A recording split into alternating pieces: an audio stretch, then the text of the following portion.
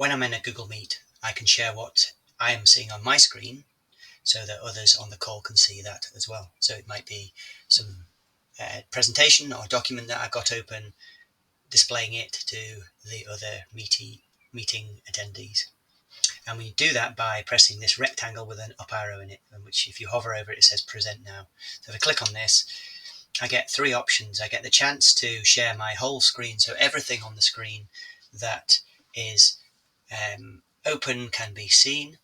And this is quite useful if you wanted to open up a new app or program and share that with your audience.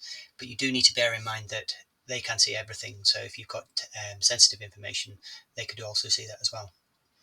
A window is a really good option because what it does is it allows you to control what's being seen just in the window that's open, and all the other windows that are around about are not being shown. So if I show you the options here, I can see that there are a number of different windows open on my computer at the moment. I've got the settings open, Microsoft Word, some information from one browser and the current browser that I'm in.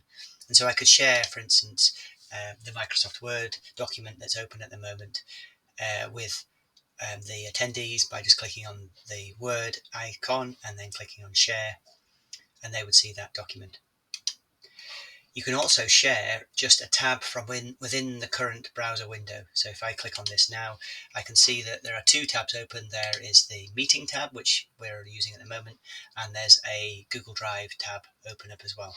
And those are shown here. So I could either share the meeting tab, which is probably not what you'd want to do, but you might want to share, say, the contents of another tab that's open at the moment. And that's really useful if you've got something that has got video in or sound, and so people can see and hear what's going on with that tab. And I'll just highlight the one I'd like to share and click share. And now you can see that the Google Drive has got the little casting icon, and this means that this tab is the one that's being shared with the rest of the meeting.